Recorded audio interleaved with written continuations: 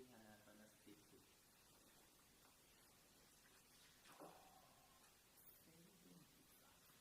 85 page 85 the teaching on mindfulness of breathing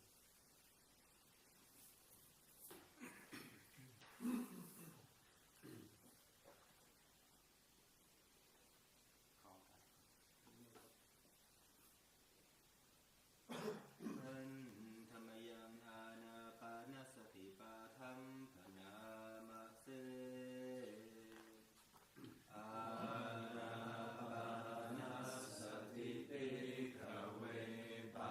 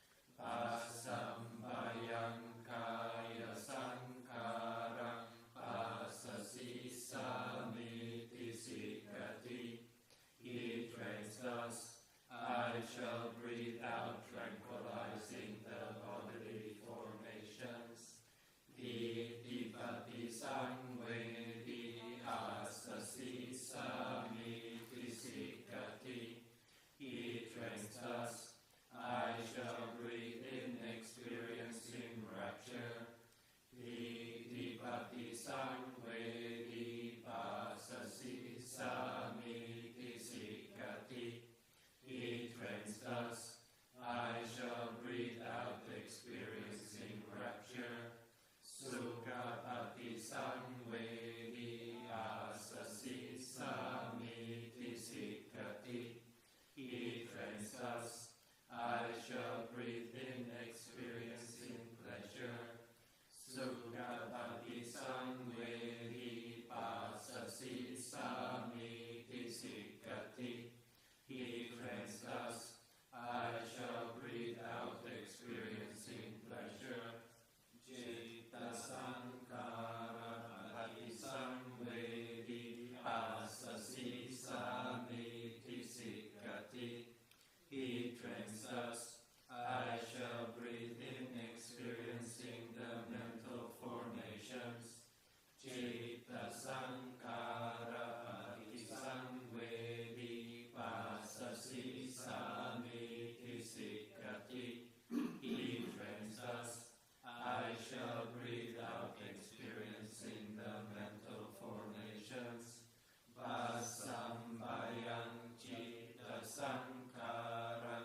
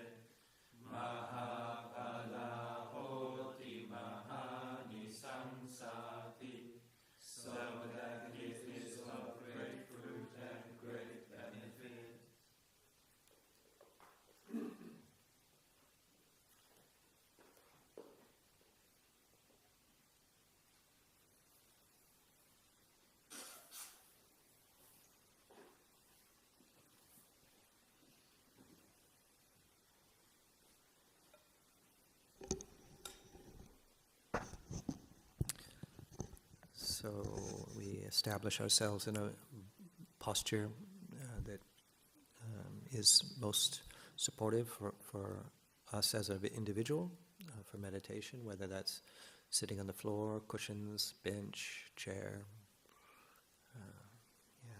We all have different bodies, different bodily needs, and so.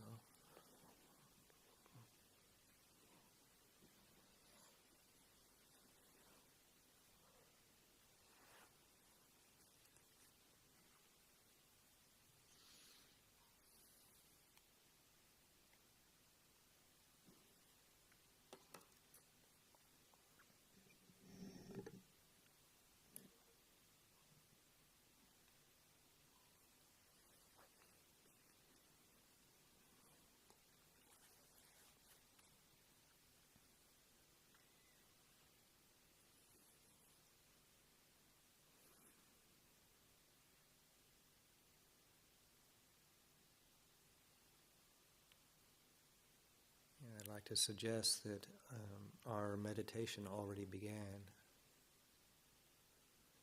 already just coming, entering the hall, collecting ourselves before it began, settling down, quiet, tranquil. It's not that in my opinion, that the meditation is about to begin, but like I said, I feel it already began several minutes ago.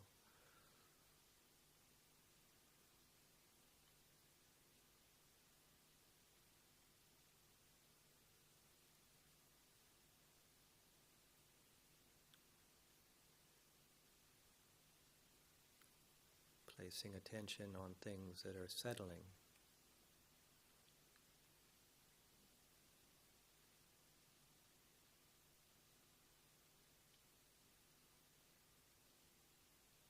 Finding a posture that is relatively comfortable, sustainable.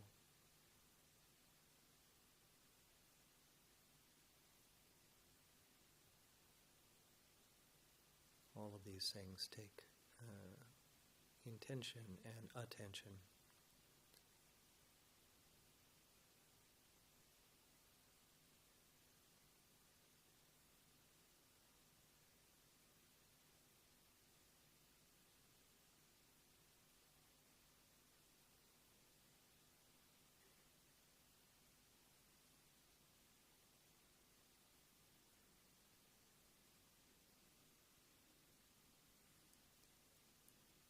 Sometimes it can be, for those of us, those of us who have been meditating even just for a little while, sometimes when we get various instructions or tips, or somebody shares a different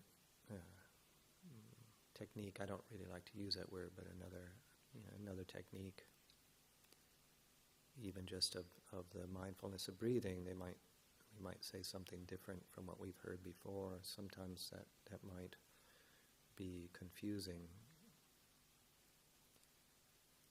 and yet, and that's understandable.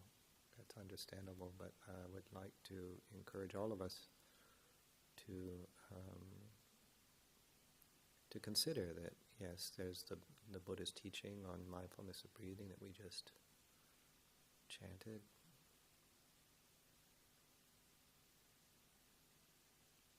But then you also have 2,600 years of people practicing that and sharing ways that they've worked with those instructions. And as long as you don't change what the Buddha actually taught, but there is scope for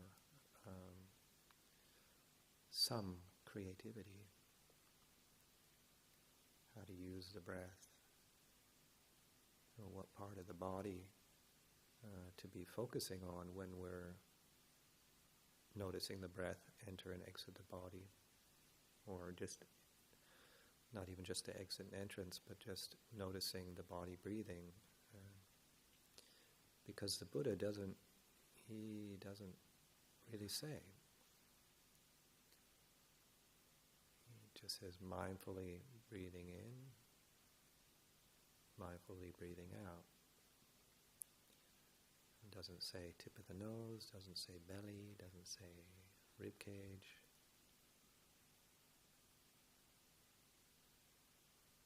And I think there's a clue there that there is scope for individuality.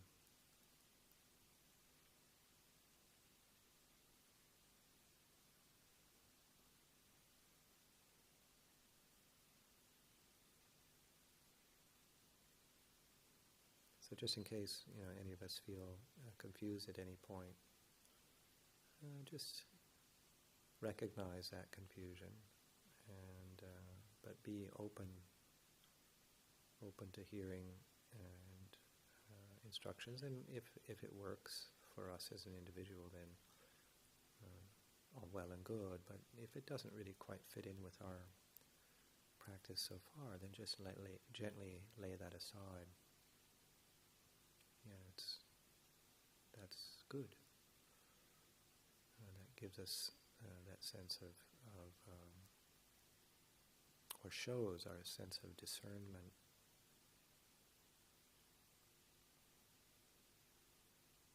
Like a good cook, you read the ingredients list and the instructions, but a really good cook also, with experience, there's this flexibility. Now, of course, this is not making a food dish. This is far more profound, far more important.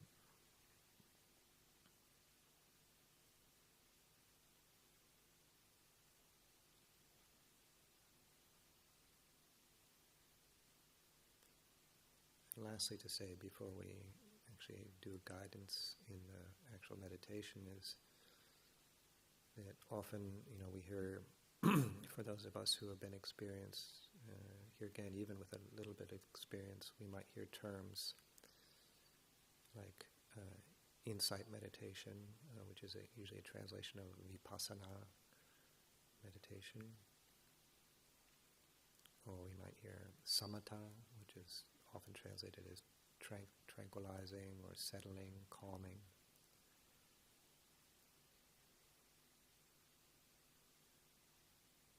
And sometimes when we have different terms like this, we can start to divide things up, because that's what the human mind does. It discerns between this and that, and that's normal, and that's not a problem. It's only if we try, I feel, overemphasize division. And sometimes it's said, people might say, well, anapanasati, this teaching that we just chanted is a calming, is tranquilizing. It's about concentrating or just settling the mind. But my understanding is different. It includes both the calming aspect. We just chanted the word tranquilizing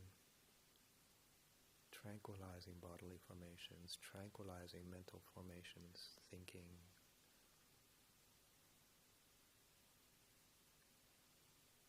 But then it also included contemplating impermanence, which is really the key, I would suggest, the real key to insight.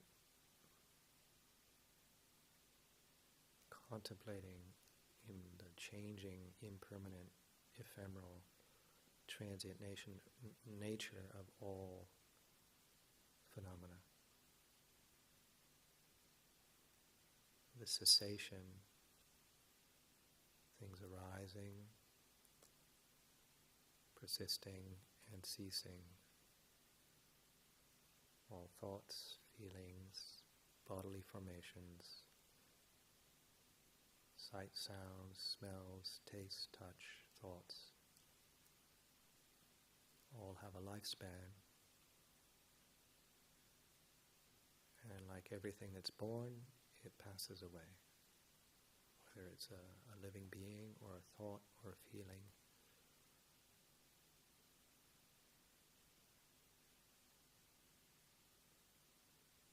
And the Buddha made it very clear that this is not an intellectual exercise, that those very words that I just said are not there to be believed, they're there to be investigated and to see if that really is the nature of reality.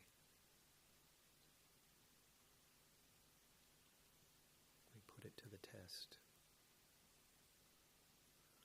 by watching, reflecting, contemplating, watching the mind, watching the heart, watching the body, watching everything around us. Is there anything that's permanent? Is there anything that doesn't change?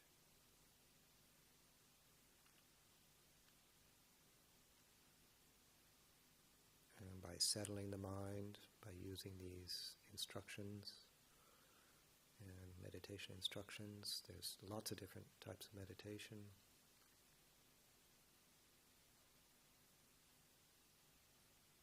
And we're giving optimal conditions for seeing the mind, seeing our intellectual world, and to see the heart, our emotional world. And to really, on a gut level, intuitive level, we know, yes, everything really is changing, unstable, moving, impermanent. And this is insight. So the calming and the insight, they really are, they're both necessary. There's a lovely image used of you need like to cut wood with an axe.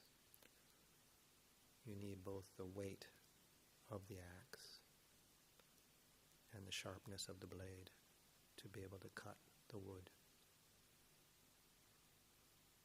And it's the weight of the axe has been compared to the stability and settling of the tranquilizing, calming meditation.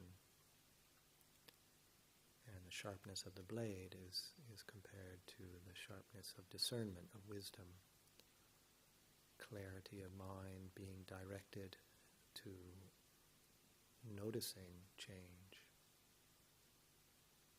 And so if we just have the heaviness of the blade, you're just going to thump down on the piece of wood. You might dent it, but you won't cut it. If you only have sharpness of blade but no weight, it won't cut. It might just make a little scratch, but it won't cut through. You need to have both.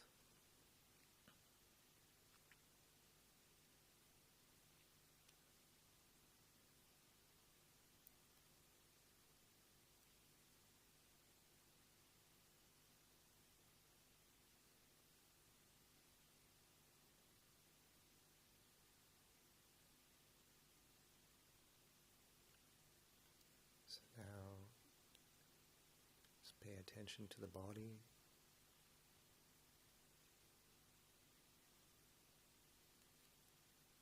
And check our posture to see if we're in a bodily alignment, which is using the least amount of energy as necessary, as needed, so that we're not leaning side to side or forward or back. This can create tension.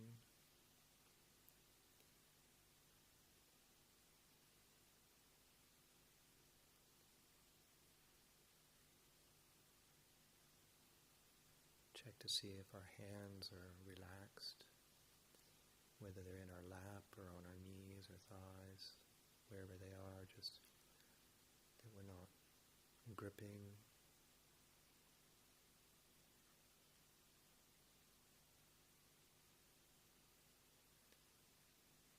And the eyes can either be gently closed or slightly open.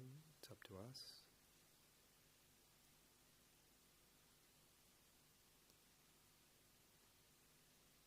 Check to see if there's any tension around the eyes, either the squinting the eyes or the muscles around the eye socket. To consciously relax.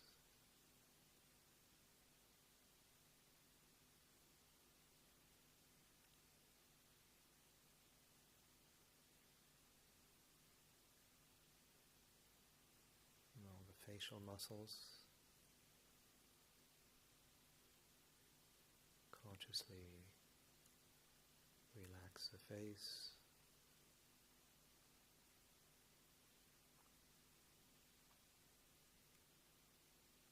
cheeks, around the mouth, also even the tongue.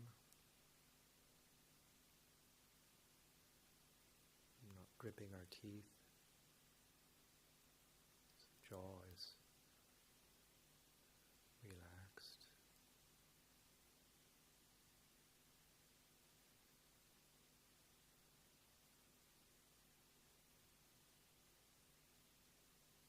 All of these things mentioned have a quality of release. We're releasing.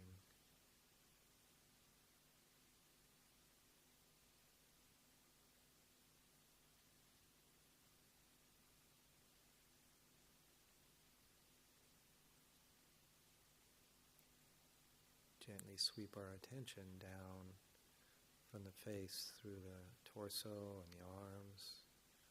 Work our way slowly right through the legs to the toes. And just check to see if there's any unnecessary muscular exertion. And if there is, just release it so that we're using just the right amount of energy to remain seated.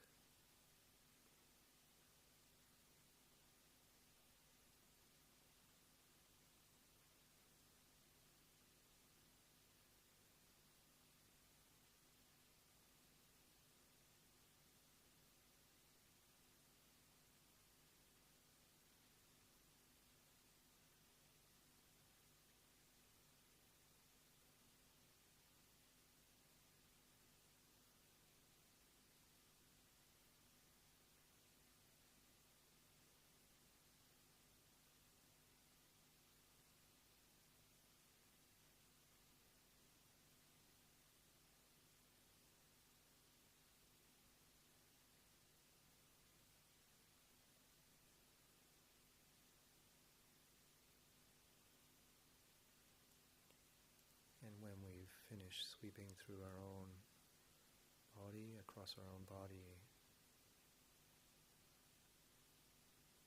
and gently place our attention on the rhythm of the breath.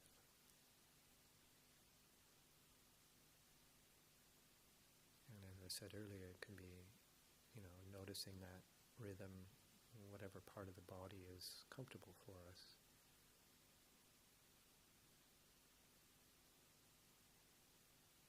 Wherever we feel most at ease, noticing the breath rising and falling.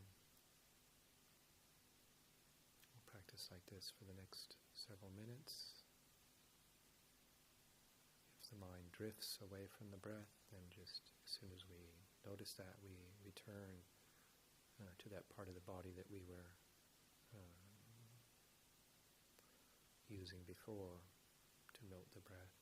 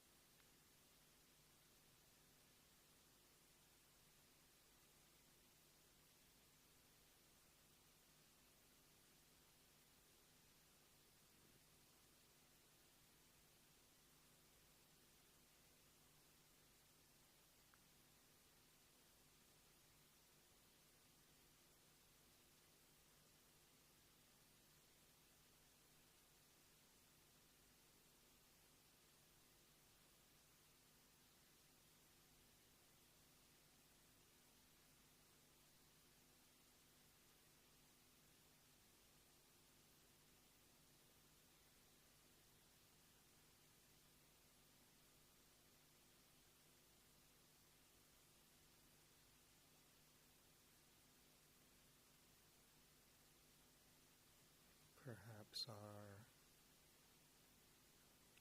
body is calming down more and more, maybe, maybe not.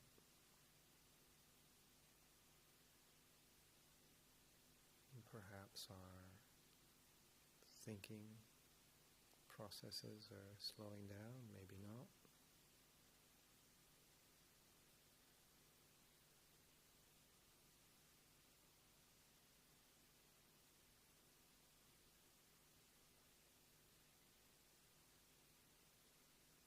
Just keep open, watchful. Be the observer.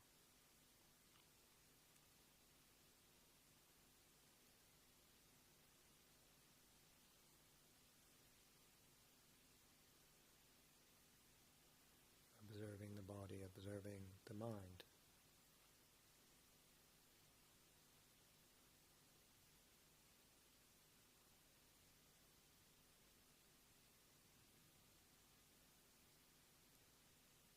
Or some people refer to it as witnessing.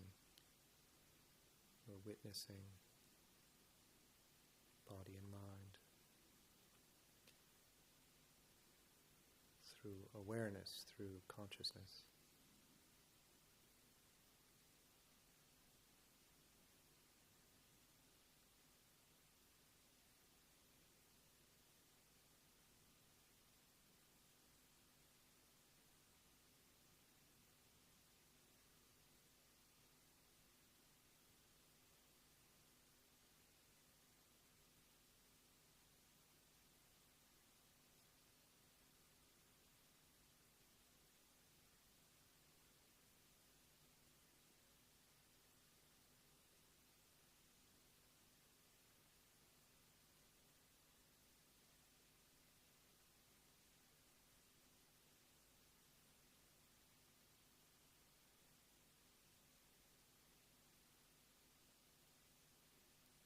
As it said in the chanting, experiencing the body, experiencing the mind.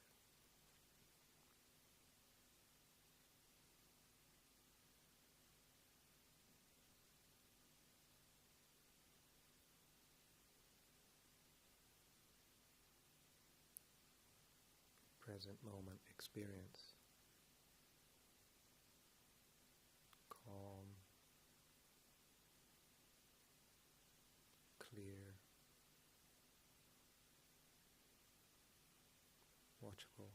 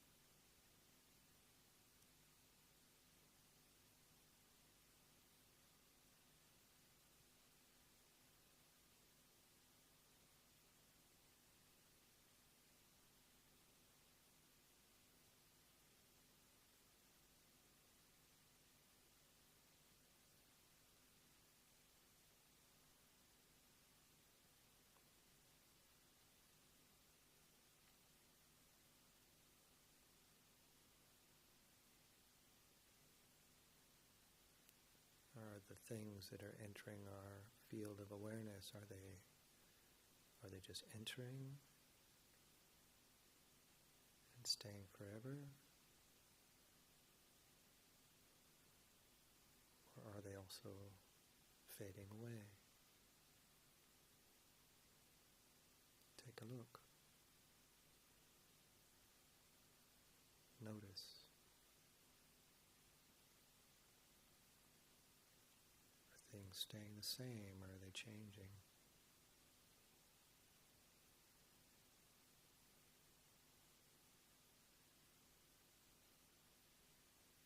And this is not an intellectual exercise, it's experiential.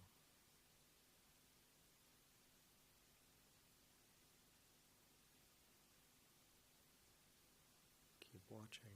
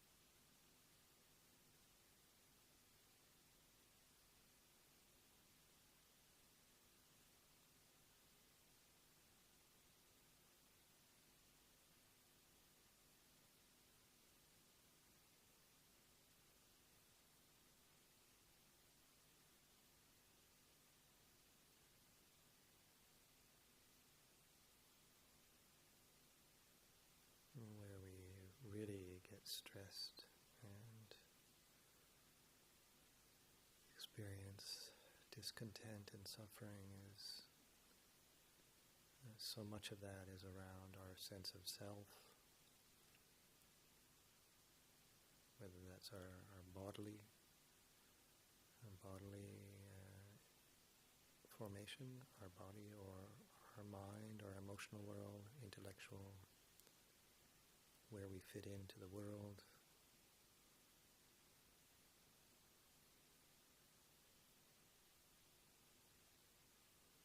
Body, feelings, or maybe a better term is feeling tone. Is it pleasant, painful, neutral?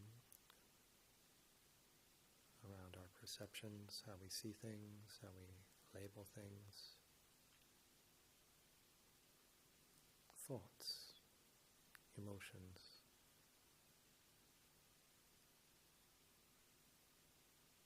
How we use our senses and of the eye, ear, nose, tongue, body, mind. How are we relating to sights, sounds, smells, taste, touch, thoughts?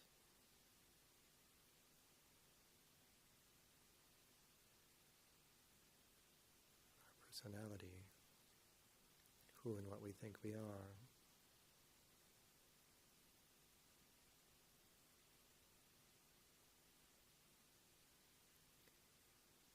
Take a look at those things that I just listed.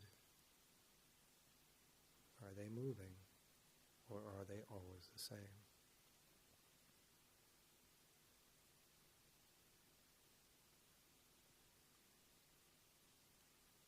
Is the body changing or unchanging?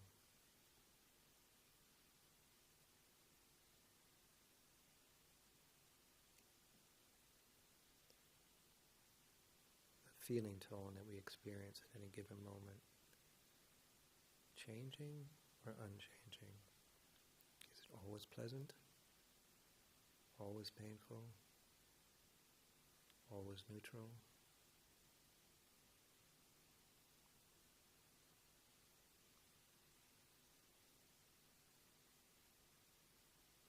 The way we perceive things and label things, is it always the same? Or does it change as we get more information?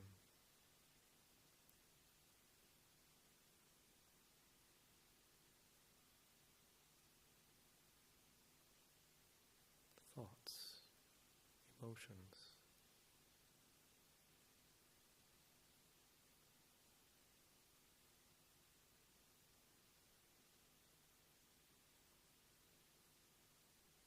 What we see, hear, smell, taste, touch, think.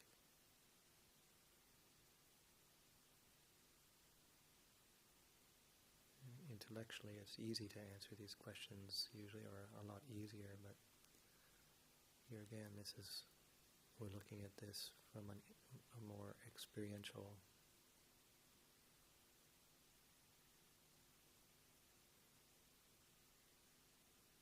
really putting to the test these words that the Buddha said, that all things are changing, all things impermanent.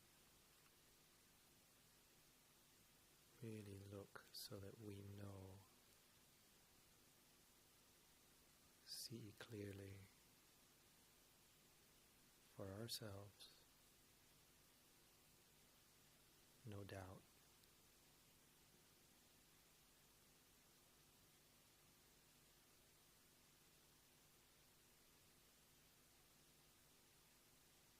And then see what that brings.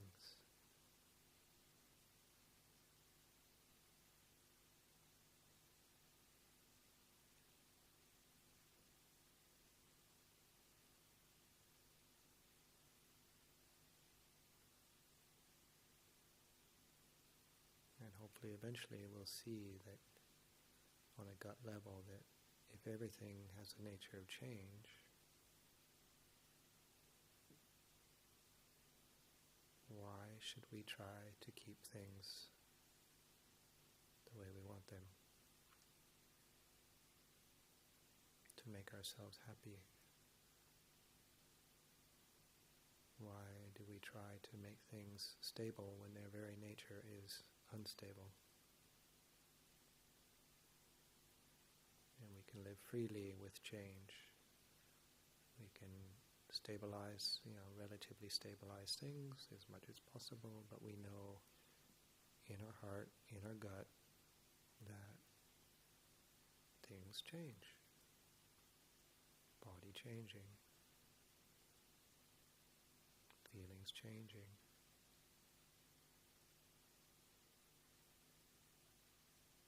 So on and so forth.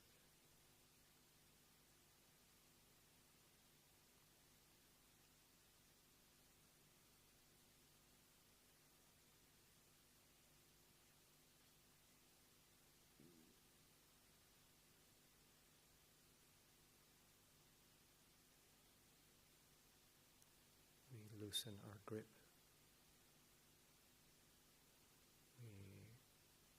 We release what we're grasping.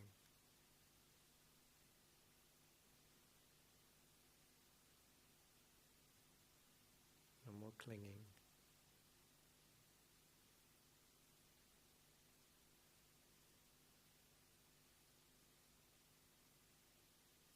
Peace.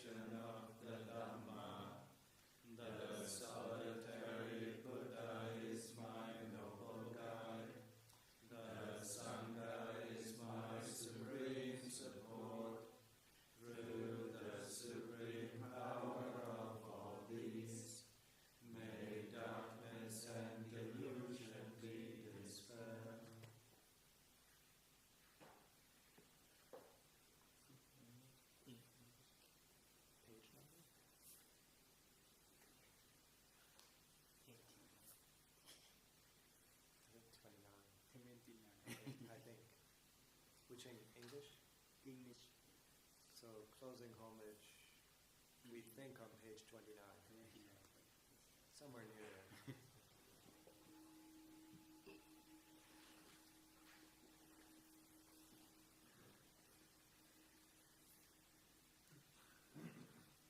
The Lord, perfectly enlightened and blessed one, I render homage to the Buddha, the blessed one.